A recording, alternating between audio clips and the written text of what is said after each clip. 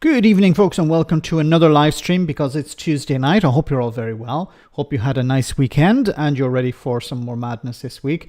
As Lee Anderson says, back to the crazy house. Well, he describes the House of Commons as, was it the nut house or the asylum or whatever? Well, you know, he's there, so if he doesn't like it, he could leave. Anyway, so what are we going to talk about tonight? We can talk about Donald Trump, a bit about AI. Of course, it's in the news this week, and what's happening within the Labour Party. It seems there have been a number of councillors who have been suspended over a WhatsApp group, so we'll jump into that. Before we begin, I wanted to start with this story, which is a bit, concerning. So apologies, it's GB News, but this was something that appeared on a feed. I'm not subscribed to this channel or anything, but it's called Flash Aid. I don't know if you're familiar with it, but it looks like, well, something pretty terrible. This Uber-style app for emergency ambulances in the UK is thriving as NHS waiting times continue to rise. So patients worried about delays for a 999 response are turning to private emergency care with help reportedly guaranteed to arrive within an hour. An NHS English spokesman has said that ambulances had experienced their busiest year in history, but paramedics delivered faster response times than the year before. So let's speak now to the co-founders of Flash Aid. This is Maxim Korotic and Greg Ridionov, who join us now in the studio. So, gentlemen, Russian, Ukrainian. The other way around. Russian, Ukrainian. And your friends, which is great. Exactly. Friends and business partners. Best friends. Greg, let me come to you on this. How does the business model work? Just explain it to us. 100%. So first of all, thank you very much for having us here. And in terms of the business model, so we have our B2C model, so business to consumer, which is a subscription model where we charge people $2.99 per month. And then this then lets them... £2.99. £2.99. £2.99, yeah. Right. It's cheaper than a cup of coffee in Starbucks. Yeah, which it is. Yeah, and then... so this then allows people to call an ambulance. And then we also have our B2B model. Okay, sorry. Let's slow down a moment. Okay, no, I nothing against these young guys. Young guys, really, really intelligent, they seem. Really good business ideas, business-minded. But wait a minute, you provide a private service for an ambulance. So honestly, I didn't know anything about this. I thought when you're having a heart attack or you're having some sort of problem, you call an ambulance and it arrives. Now, sometimes it may not arrive when you want it, and of course we've heard lots of stories about that.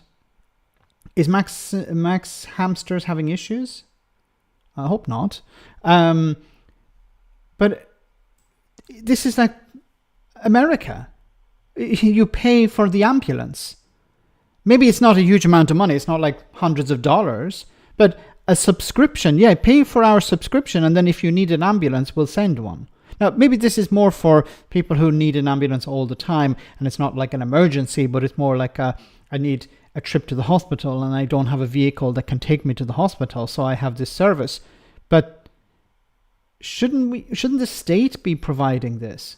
QA Library, thank you so much for that super chat. Have you seen the news? Musk asked to buy OpenAI. Yes, I'll talk a little bit about that after. Thanks for that super chat. I will talk about that later in the stream. But this is insane, no?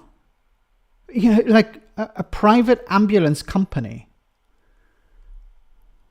You do, Max. I called one twice. I had 3 heart attacks. And they saved my life. That's great to hear, Captain. I'm sorry that you had to go through that. How many private ambulances would you need to be able to provide a reasonable response time across the country? But we shouldn't be relying on private ambulances. This should be provided by the NHS, provided by the healthcare service. GB News advertising privatizing the healthcare service. Yes. The story got me so depressed, I ironically called for a private ambulance for help. Free market will do it. But once again, I have nothing against these two individuals. They've come up with a business idea, whether we agree with the business ambulance. If it relies on, other aspects of the NHS, people coming out to your home, well, we can use private companies to do that. Buffering tonight. I'm sorry about that, guys. It must be a problem on YouTube side because everything's okay here. Nothing I can do about it. Apologies. Willing 11 MPs. No, it wasn't MPs, Kai. It was councillors. Which is... So we'll move on to that story. Apologies for the buffering. We had some issues with events and private ambulances and even in public areas. If your insurance does not cover it, it's patients being hit by bills of £100 to £200. Anyway, guys, let's move on to this next story. Labour suspends 11 councillors over WhatsApp scandal. So this was the first victim of the WhatsApp scandal. Andrew Gwynn, who was fired from the Labour. He was a government minister. He was a junior minister in the health department, and he was sacked over comments he made about, well, what did he say? Well, he said that, to older constituents, well, you're probably going to be dead soon, so fuck your bins. Basically, that's what he said. I'm not swearing. I'm repeating him verbatim, more or less. So that didn't go down very well with the Labour Party and the Labour government. So they said, sling your hook, out you go. But there have been other ones. Now, there was a younger guy, I think he was 28 or 29 years old. Now, he sort of laughed about things, but he was forced out as well.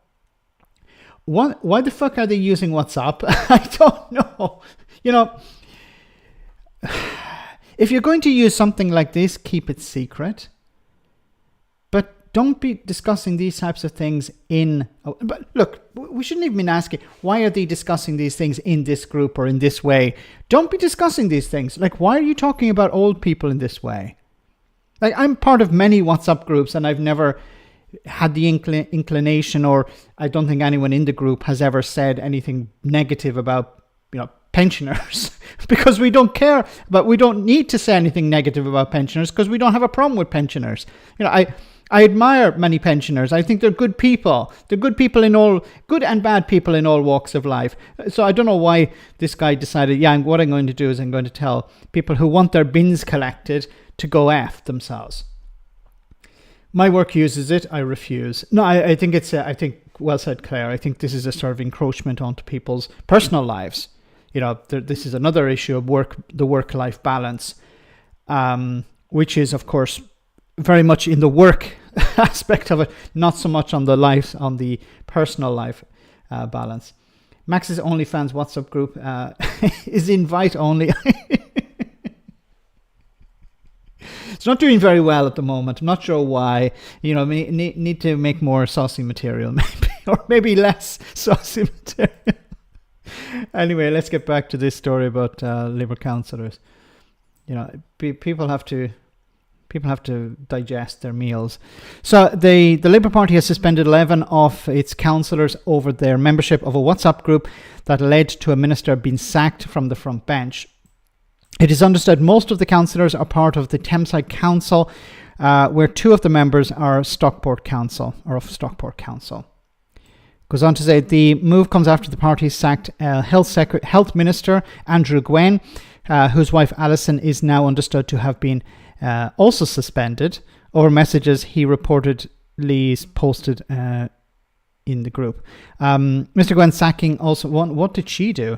Mr. Gwynn's sacking also followed by the party suspending Bromley MP Oliver Ryan for comments he made in the WhatsApp group. As far as I know, Oliver Ryan didn't do anything really bad. He didn't say anything. It was like sort of laughing at things as opposed to actually engaging in offensive behaviour. On the suspension of the 11 councils, a party spokesperson said, as part of our WhatsApp group investigation, a group of councillors has been administratively suspended from the Labour Party. As soon as this group was brought to our attention, a thorough investigation was launched in line with the Labour Party's rules and procedures, and this process is ongoing. So they've been suspended. It doesn't mean that they have... here are all the councillors. We don't know what they actually said. We don't know what was said in this WhatsApp group, so we'll have to wait until later on when the information is leaked. But for example, when it came to Gwen, according to the Mail on Sunday, Mr. Gwen made racist comments about Labour MP Diane Abbott and sexist remarks about Deputy Prime Minister Angela Rayner. Yeah, there was things about Angela Rayner who he allegedly said stuff about her being involved in a sex act. Jesus Christ. And racist comments about Diane Abbott. Like, why are these people in the Labour Party? You know, if you're making racist comments about Diane Abbott and sexist comments about Angela Rayner, maybe you should be in Reform. It makes more sense for you to be in the Reform Party with Nigel and Lee Anderson and and the guy who likes pushing people. That guy. We have a super chat from Brad. Thank you so much, Brad. The most obscene WhatsApp since Willie Rags. Willie did.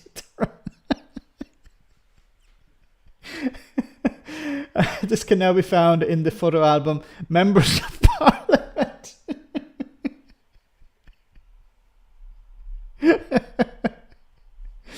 Oh my goodness. Wasn't it? Yes, it was Willie Rag. I remember Willie Rag. Like, who wants to see your junk? Nobody wants to see your junk. I never understood this thing of posting pictures of your junk around. Robert Jenrick was posting pictures of junk, but this was a different type of junk recently. Labour MPs are OnlyFans. On OnlyFans. There's a way to raise some money, okay? Maybe there's some Labour MPs who could raise for a significant amount of money for the party having OnlyFans accounts. But we better not get into that. Oh my goodness. Okay, let's move on. So I want to talk a bit about tariffs before we move on to other issues. So UK ready to work with Trump as number 10 refuses to criticize steel tariffs. So I think before we get into this story, I think there are two ways that the Labour Party or the Labour government are dealing with Donald Trump. One is to wait and see, and the other is to just say nothing. Don't engage, don't criticize, don't say anything. But the other, I think, is let him do what he wants, and then we'll see what the impact will be. So, for example, they didn't get involved when the EU was being sanctioned by Trump, or is going to be sanctioned by Trump. They didn't mention anything about Canada or Mexico. So I think it's a case of maybe taking a step back and seeing what Donald Trump, because Trump is very unreliable, very unpredictable. He'll say one thing one day and then the next day he'll do a U-turn. We saw it with Mexico, we saw it with Canada. So, and he just throws things out there. And I think this is part of his plan, just to flood the place with as much, as possible, so that people are trying to, realize, okay, what's actually happening here? And by the time they've understood what the first thing he threw out there was, he's already on number 10 or number 20 or number 100. And it's like Boris Johnson with lies. Just spew lie after lie after lie. And by the time people have realized the first one is a lie, you're already on number 99. I think that's how Donald Trump works as well. So it's just throw stuff out there. But a lot of it is also designed to distract the public. For example, when it comes to paper straws, he's issued an executive order against paper straws, or bringing back plastic straws. Now, this, of course, is about distracting the public from what's happening within his administration. There seem to be some cracks appearing between what Elon Musk is doing and what the administration wants to achieve.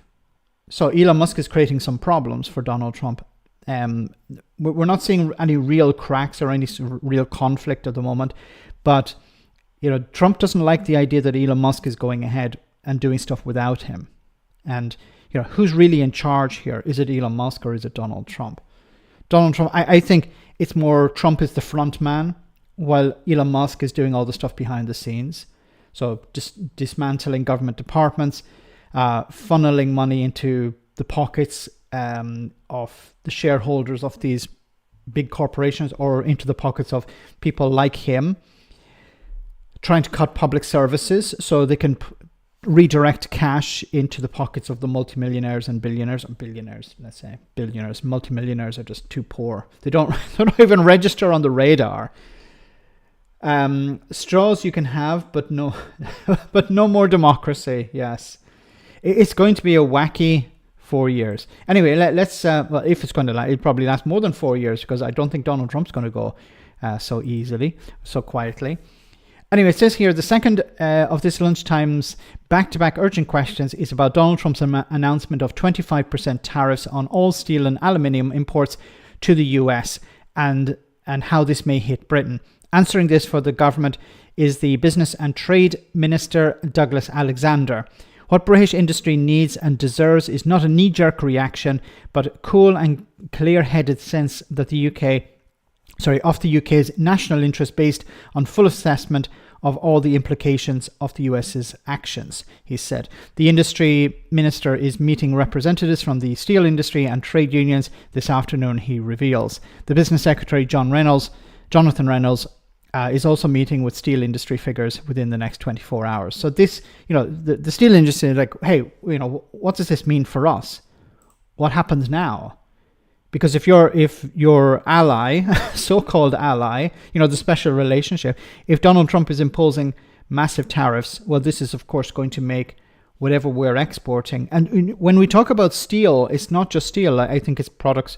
It's going to drive up products that are manufactured in the US using steel. So this is going to drive up all sorts of prices. It's going to make imports less competitive at a time when Rachel Reeves is talking about growing the economy. This is why I thought it was so insane to focus so much on growth and not on public services. Because all you need is a wacko, a crazy person, to just upset the apple cart. And that's what Donald Trump is doing. I hope we move closer to the EU, if only to foil Farage's plan to become Trump's wife. What was asked? Where does Trump end and Donald and Nigel Farage begin? Yes, owning the Brexiteers. But yes, it makes more sense. Excuse me, I'm a bit hoarse tonight. It makes more sense for the UK to have a better relationship with the European Union, because Donald Trump is completely unreliable when it comes to security, flammable. No, not flammable. I forget the term. Flammable. No, forget it. Unpredictable when it comes to what he's actually going to do, because we don't know if he's going to, he could flip the switch tomorrow and say, okay, we won't have any tariffs. And this is a time when your businesses are trying to adjust to these new tariffs. Just imagine how dangerous Trump would be if he remembered half of the things he said. Yes. Thank you so much again, Brad. Thank you so much for that super chat. The UK will get around tariffs on aluminum as we use aluminium. You just tell Trump, no, apply it to aluminum. That's fine. Don't worry. You can put it 200%. We don't care. We'll pay it. Obviously we don't pay, but we'll pay the tariff on aluminum. Yes. When did Americans start calling it aluminum? Okay, more on the tariffs. Another day, another set of tariffs. This time around, it's steel and aluminum as they call it, in America. Let me just give you the big picture here, starting with aluminium. This is showing you just how much each country around the world produces. It goes all the way back to 1900. That's the US, okay? So it used to be one of the world's biggest producers. And before we continue, this is a massive problem for the US, because what Trump is trying to do is he said, well, what we'll do is we'll increase tariffs on imports. So, for example, when it comes to aluminium here, and this will spur US manufacturing of aluminium. But as you can see here, the amount of aluminium used, produced by the US is extremely low. So, and you can't just create factories and foundries of aluminium overnight. It takes a long time. Producers. Other countries have since caught up and actually overtaken it. So Canada, that's in front, partly down to the fact that it takes a lot of power to make aluminium. You're kind of refining it with electricity. It's kind of electrolysis, and there's a lot of hydro in Canada, so that's pretty clean aluminium. But the big picture here, you need to zoom out. The big picture is something else. Have a look at this. The big picture is China. Okay, so Chinese production has gone through the roof, and China has been pumping out loads of aluminium around the world. And that's part of the picture here. And when you look at just to what extent the US is dependent on other countries around the world, the higher this line is, the more dependent America is on imports. That is now well above, or because it's been above 50%, it's kind of nearly 50% at the moment. It's around that point, which down from kind of really low levels previously. So American independence in producing aluminium is no longer the case. However, worth just saying, I showed you that China chart a moment ago. You might have thought, is that all China? Well, no. This is showing you where aluminium comes to the US from. And China is actually only a small part of it. By far and away, the biggest part, the biggest importer into the US, it's Canada. To the extent that actually when people talk about the North American market, they usually include... What is this? What I've been saying for so long, you import most from your neighbors. So China produces a huge amount of aluminium, but most of the aluminium that's imported into the US comes from its neighbor, Canada. Canada in it, but obviously if Canada is going to be hit by that, that's going to be a really big deal indeed. What kind of things is aluminium used for? Well, it goes into a lot of things. It goes into transportation, so you're talking about planes, so it's light, it's a light, strong metal, into planes, into trains, into automobiles, particularly electric vehicles, but other things as well, containers, cans obviously for soft drinks. And the issue here is, if you're pushing up the cost of aluminium that you're importing, and it's very hard to produce, to get those smelters going overnight, then the cost of all of this stuff, all of those components into it, goes up. And that's the issue. Potential. And there you have it. So Donald Trump is going to drive up the cost of manufacturing of transportation, containers and packaging, building and construction material, electrical goods, consumer durables, machinery and equipment. So he's going to drive up the price of all of these things to different extents, of course. And this is, of course, going to add to inflation. And Donald Trump has said what he's going to do is bring down the price of everything. So how is he going to achieve that? Apart from he's not going to achieve that. So he told people, vote for me and I'll bring down prices. Now he's going to smack these tariffs on aluminium, for example. And this is just aluminium. He's going to also add it to steel. But he's adding these tariffs, and this is going to drive up the price of goods for ordinary people. Now we're already starting to see a lot of regret when it comes to those who voted for Trump. I have a video dropping tomorrow about farmers in the US, who they voted for Donald Trump. I don't know why, but now they're realizing it was a massive mistake. Big inflation in the US as a result of this, and all of those goods go up as well. Worth saying, with steel, so I showed you that chart a moment ago looking at aluminium production. Same thing here, okay, for steel. I show you, there's the UK as well as the US. The picture is basically the same. China has gone through the roof recently, massive increase in Chinese production. And again, have a look at this chart. This is showing you that dependence. And here it's a subtly different story, okay? So whereas the US has become much more dependent on imports when it comes to aluminium, with steel, much less so, actually. That's much lower when it comes to import dependence. So, in other words, the US able to deal with higher costs of steel, imported steel, slightly more than when it comes to aluminium. That's an interesting difference here. But there is a big story here. And the big story is, I've shown you those charts of Chinese production going through the roof.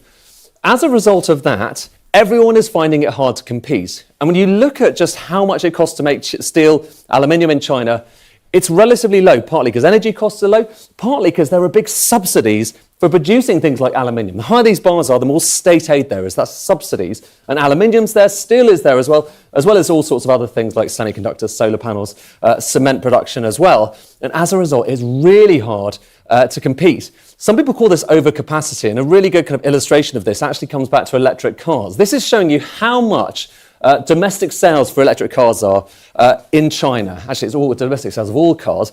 And this is showing you how much domestic production is, okay? So production within China is projected to go higher and higher and higher. And you can see that when you're producing more cars than you're actually able to consume, then you're pumping them out around the world. And that's the concern. That's happening not just with electric vehicles, but with everything else as well. And that's part of the story behind these subsidies, one presumes. But there's a big impact here as well.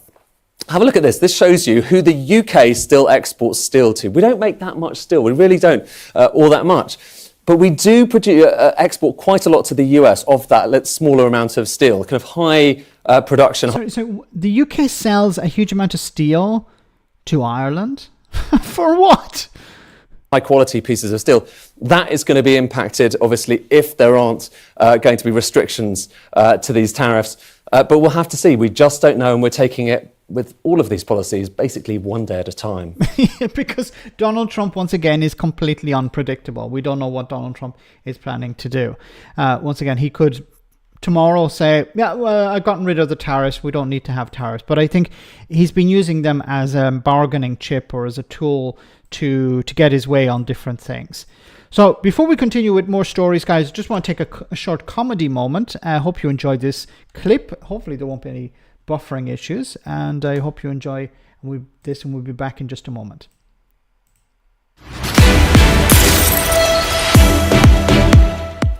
Welcome to Broken News. A group of rich British people say lower taxes are the way to win their vote at the upcoming election.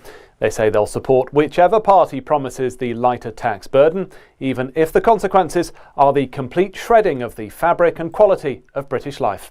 Our reporter has more. In a statement delivered a few moments ago here in this sleepy village in the Cotswolds, obviously, the group said they can't be arsed having to think about what political parties might actually stand for, and have instead boiled their voting decision down to how much a manifesto saves them on personal tax. The wealthy owners of multiple cars, properties and pensions, obviously, said sure, it would be a real shame if all the children's centres and libraries in the UK were to close and there was loads of shit in rivers and the homeless on the streets or whatever, but our priority is saving a few quid so that we can buy a new set of RHS Malvern deerskin gardening gloves that we'll probably never use. Using a calculator that doesn't also make phone calls or connect to the internet, one member of the group, a retired dentist, obviously, said he'd figured out that under the Nazi Party, he'd have been £17 a year better off, and that seemed like a good deal, despite what he described as some of the less savoury stuff. Back to you. What a lovely story. That's all from Broken News. You're up to date. Oh my goodness. Okay, let's move on. So I want to share with you a few stories here regarding Donald Trump. Now, so here is somebody who, this is an insight into voting. So here is somebody who, this is from a few months back, but it's still valid. I like the response here from the host. So here is somebody who voted for Donald Trump. Where she got her information from, well, let's hear. Voting is a privilege in this country, and you need to be legal, not like California where 3 million illegals voted. Let's talk about that. I'm glad I brought that up, Allison. Me too, Paula. So where are you getting your information? From the media. Where else would we media? get? Some of it was CNN, I believe. CNN said that 3 million illegal people voted Well, in it was coming California? all across the media. All across. Well, CNN didn't do it, then they were being smart this time. Do you think that 3 million... So you put out a lie. You're challenged on the lie. You say, well, it was your network, CNN in this case.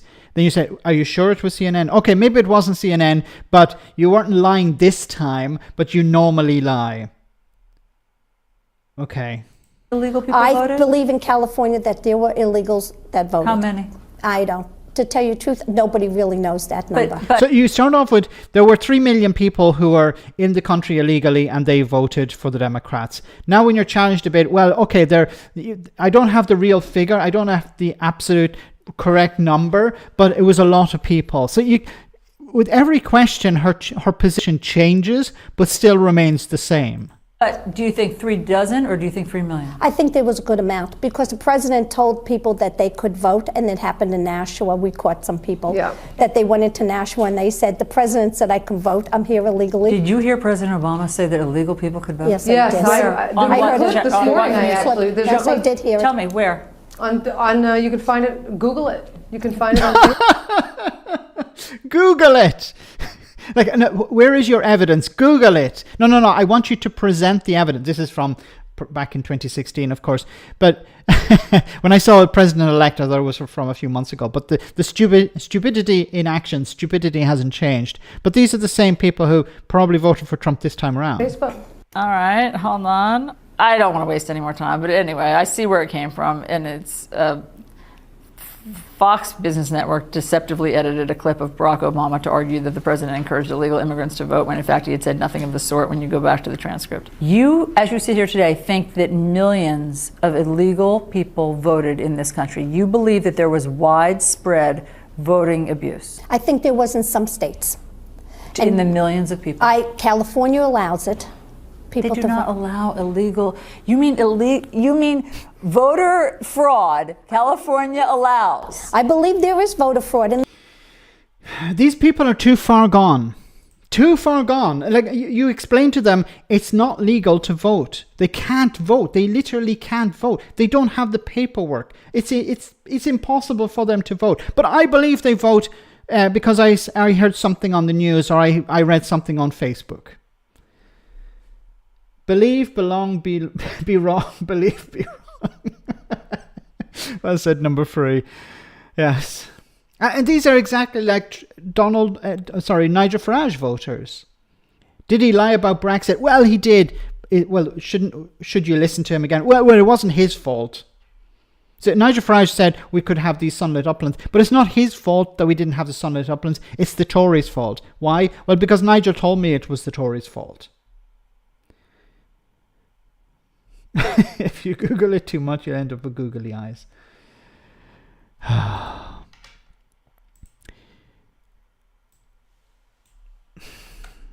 a look at this.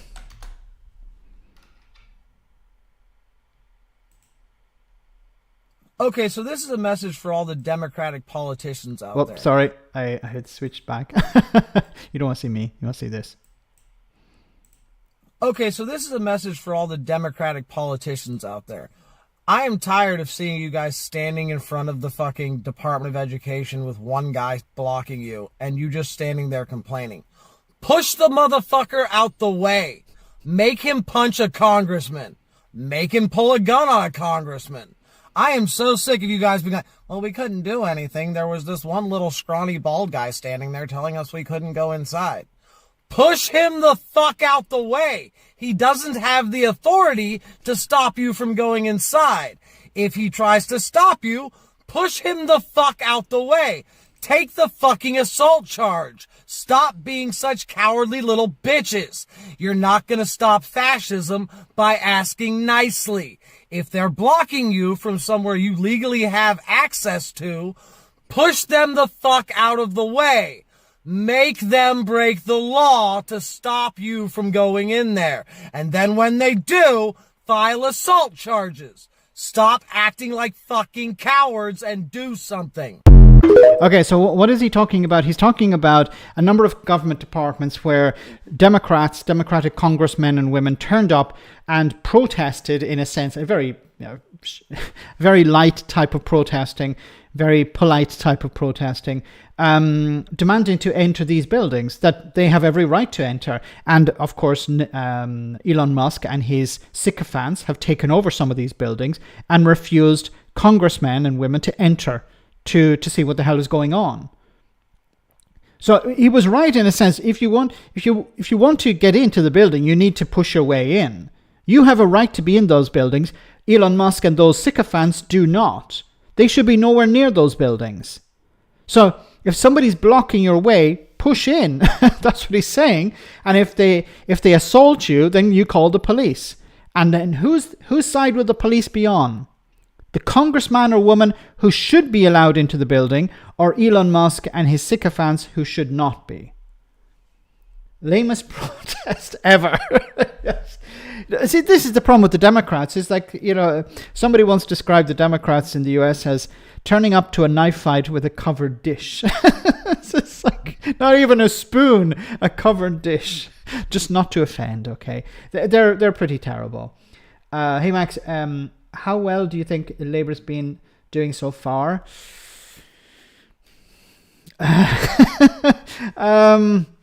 Moving swiftly on. It's not going very well. Look, some of the policies that they're talking about, there is no some of the policies they're talking about, for example, the worker protections, this is something, and I think Phil from A Different Bias is completely correct here, this is what they should be trumpeting, no pun intended, from the rooftops. They should be shouting about it. This is what we're doing.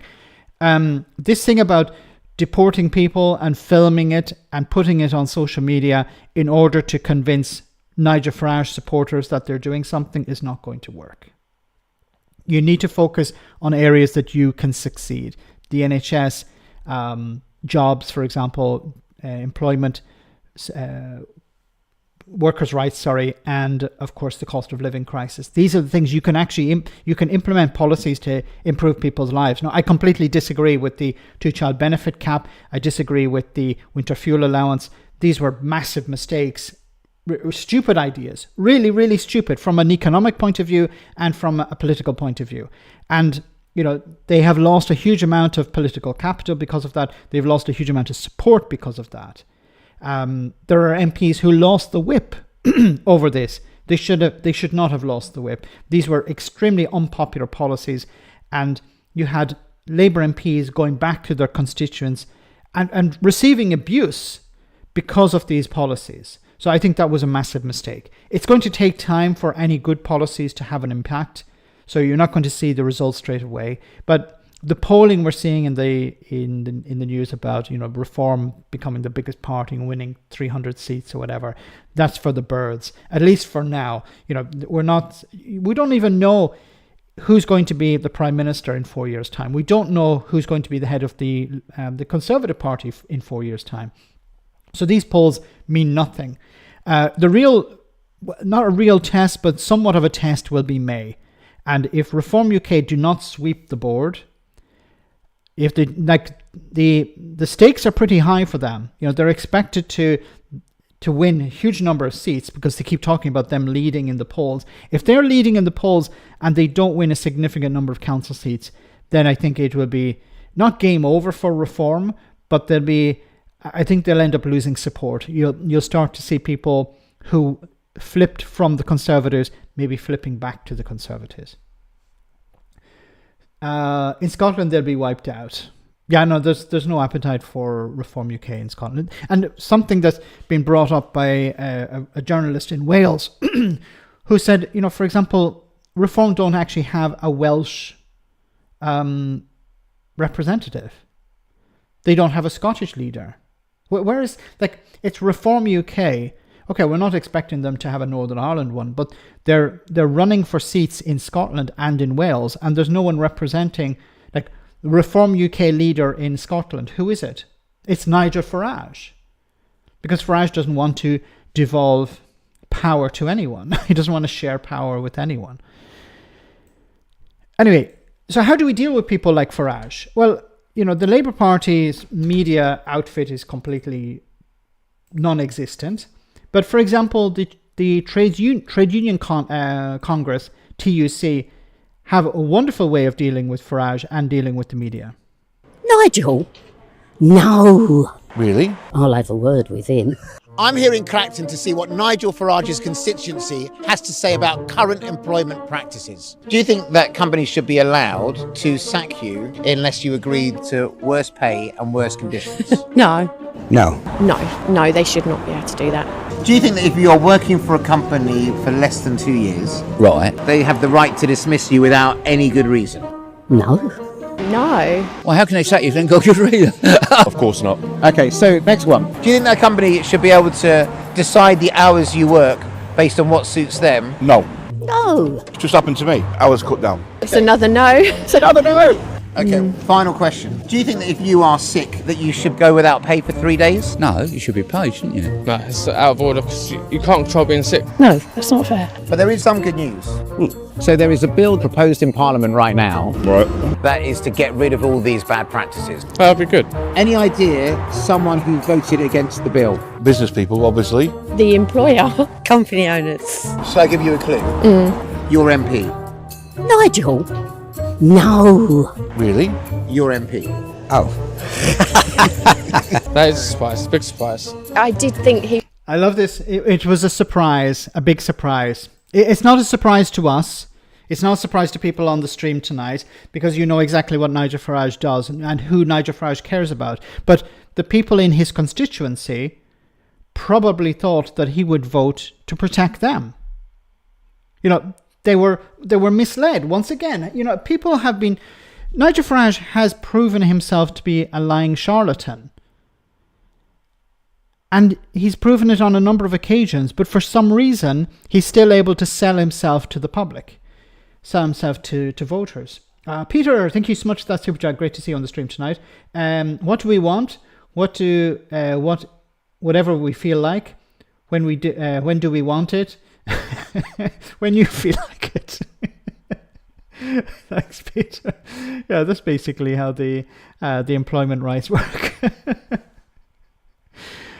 Thanks for that. But here, that's the way things are with Nigel Farage. He was more for the people and more... Yes, he's more for the people. We thought it, and this is not criticism of the voters here or the people in the constituency, because Farage tells people, I'm a working class guy, you know, I'm for you. They even call themselves the People's Army. People's Army.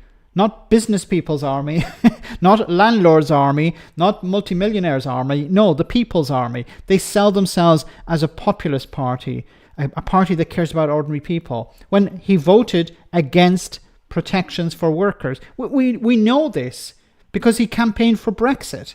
And one of the things he talked about when it came to Brexit was removing regulations. And what are regulations there for? They're there to protect consumers, they're there to protect the environment, they're there to protect workers, and they're there to protect businesses from other businesses.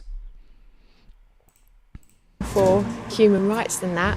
Are you surprised? I am really surprised because I thought he was working for the public. Next time he brings his tack around and waving at people, I'll just say to him, hang on a minute, mate, I want to speak to you. Have a word with Nigel. You know, although it's a bit difficult because he doesn't visit his constituency very often, and he certainly doesn't hold any surgeries as far as I'm aware. Anyway, guys, let's move on to our next story, which is, of course, AI, artificial intelligence. What's this about? The company is not for sale, neither is the mission. We're happy to buy Twitter. Let's talk about that. Sam, we're happy to buy Twitter. Sam, how can we trust your models are safe? Not much talk about safety here at the summit. How can you reassure people your models are safe? Model safety track record. I mean, I think you have to look at what we've done. This summit obviously is not as focused on safety as the previous ones have been, but it's an integral part of everything we do with the work. Can you afford your own company now, though? It does raise that question. Can you afford to buy OpenAI off the non-profit now? The board will decide what to do there.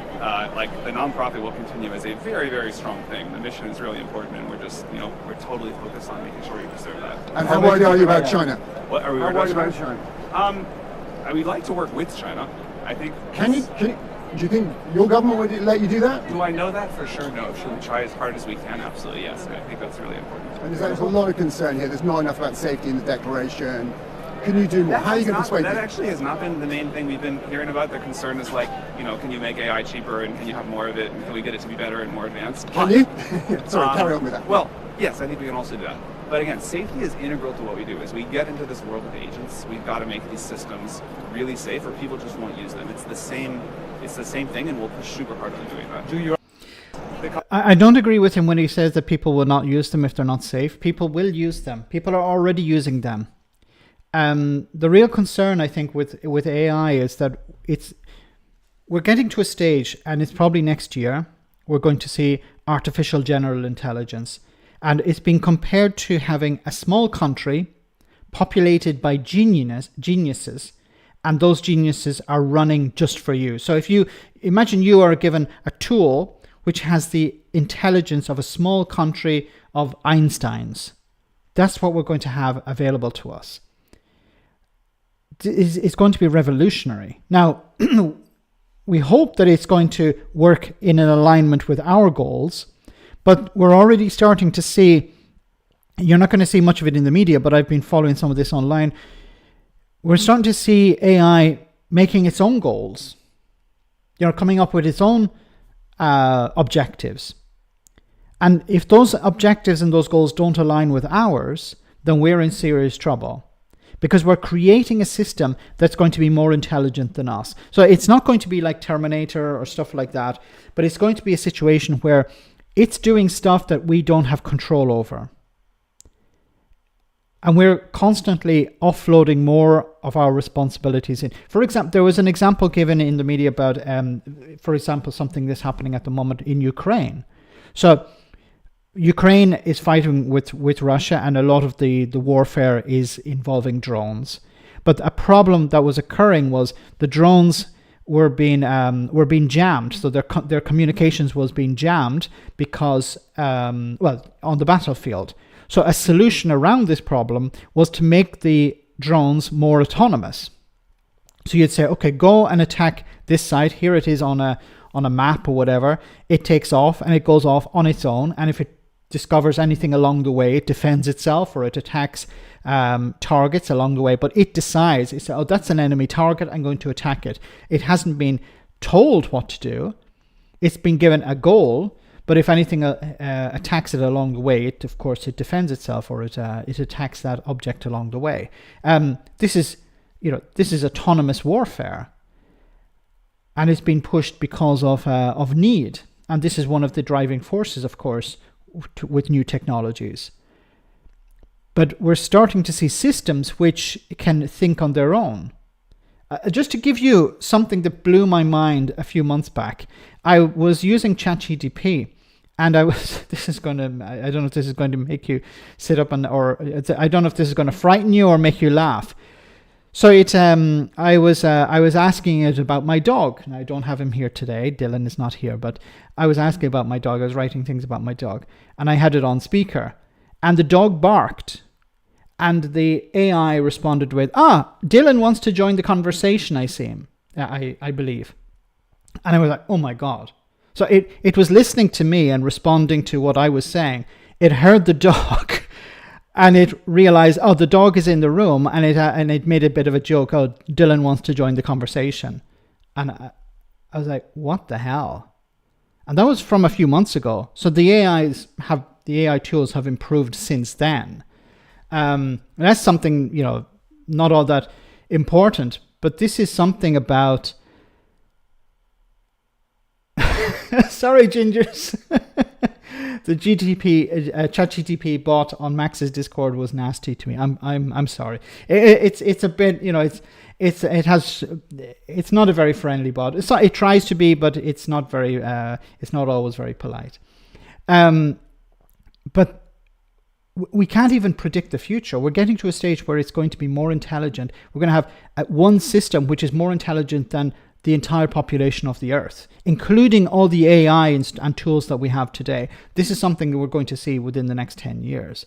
But within the next 2 or 3 years, we're going to see massive changes. And just another thing on that. So the US, it seems, wants to go, and this is what's really concerning for me, is the US wants to go faster and faster without any guardrails. And we do have to pivot now to the US Vice President, J.D. Vance. He's speaking in Paris.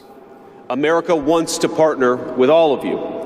And we want to embark on the AI revolution before us with a spirit of openness and collaboration. But to create that kind of trust, we need international regulatory regimes that fosters the creation of AI technology rather than strangles it. And we need our European friends in particular to look to this new frontier with optimism rather than trepidation. So what he's talking about here, of course, is we don't want to have restrictions on AI. We want to allow American businesses in particular to go as far and as fast as possible, not to have any safety measures in place. Well, once again, as I said before, there's a risk that the AI systems will come up with their own goals, and those goals will not align with ours.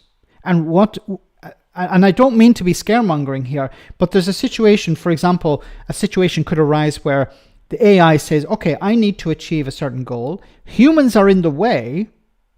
In order for me to achieve my goal, I need to remove the obstacle. It's not going to care whether we disagree with that or not. It's just going to remove the obstacle. There have been some horror, not stories, but scenarios, hypothetical scenarios, for example, where scientists, the AI says, I need to get rid of humans, but I can't tell them I'm going to kill you and send killer robots after you.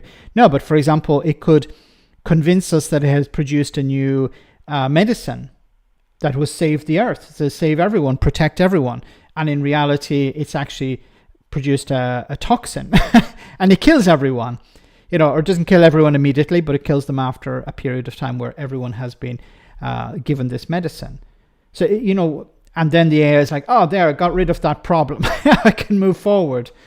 I don't mean to be scaremonger, but we have to be aligning AI with our goals and our objectives. We can't allow it to make its own goals, because it may decide, I don't want humans in the way.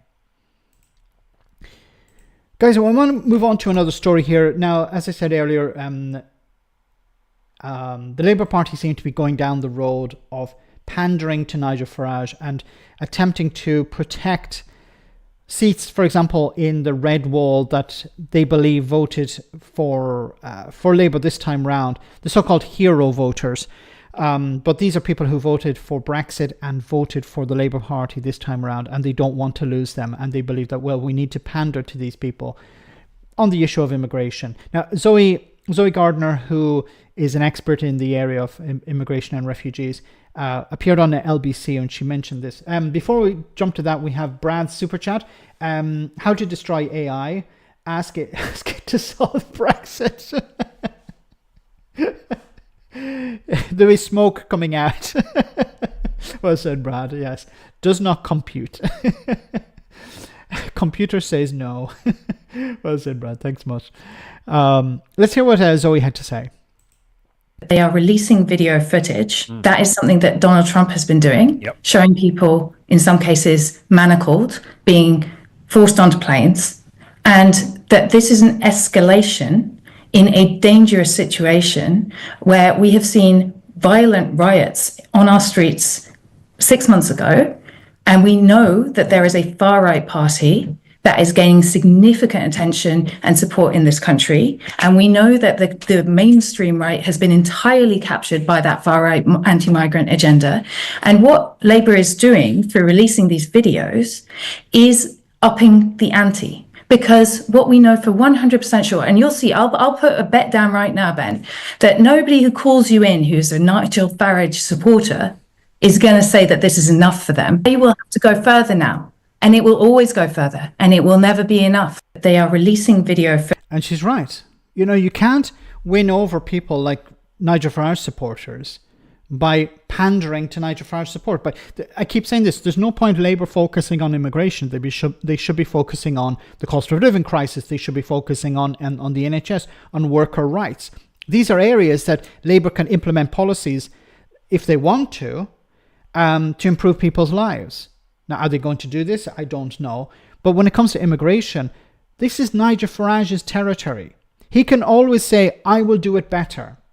He can't really do that when it comes to the NHS, because there's still a bit of trust in the Labour Party defending the NHS more than other parties, like the Tories or Reform. But when it comes to immigration, you can't out Farage, because all he has to do is sit on the sidelines and say, I do it better. Look, the Tories were in power for 14 years and immigration went up. Labour have been in power and immigration hasn't really come down. Or he'll say, they've cooked the books, I don't believe them, it's lies or whatever. But I would do it better. That's all he has to say. And his supporters believe it. Just think about it for a moment. There was a protest yesterday or the day before. A farmers' protest. And Nigel Farage was at it once again. Now, farmers were convinced by Farage and Jacob Rees-Mogg and Boris Johnson and others to vote for Brexit. Now they're worse off because of that.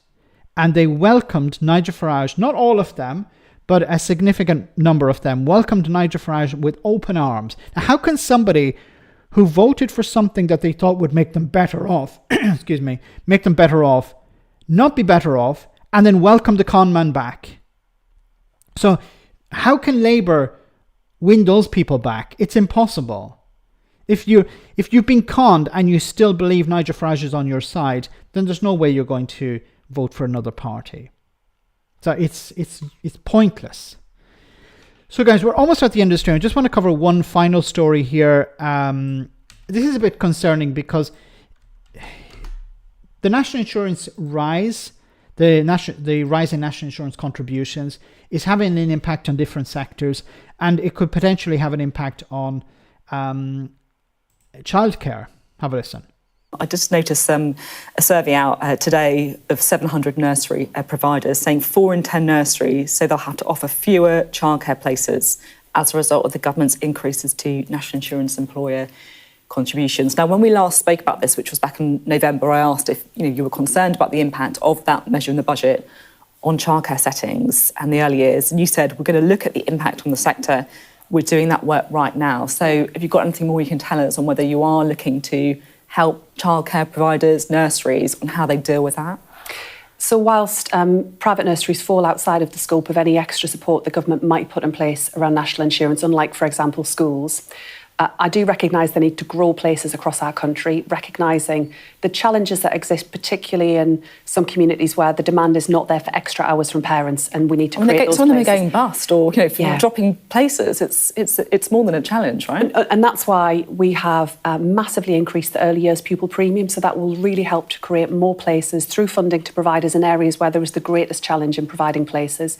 We're also putting more money into the sector alongside the money that we'd already announced through the childcare expansion. I'll be setting out very shortly what that will mean for providers in terms of funding rates, but we do recognise the need to boost the sector, and particularly creating places in areas where they aren't currently, alongside our plans for more primary-based nurseries, so better aligning childcare, early years and schools. So again, there are lots of parts of the country where we effectively have childcare deserts. So parents want the places and they don't exist. So the extra funding we're putting into the system is designed to really drive forward place creation in those areas. But nothing on national insurance. That's there to stay. They've got to suck that up. Well, in addition to the £8 billion that we're putting into the sector through the early years expansion, alongside that, I announced additional investment around, for example, early years pupil premium and the... Okay, but is this actually going to allow the businesses, like the providers, to provide the service? Because if the providers are saying, look, this funding is not going to allow us to keep staff on, then it's not going to work. Because if your goal is to provide, and this should be something that's important, and this is something that if you do succeed and you're able to show it to people, for example, families, they're going to see, okay, you've actually done a good job. We're going to vote for you again. So it's important that this succeeds for the Labour Party, but it also, of course, is important for society.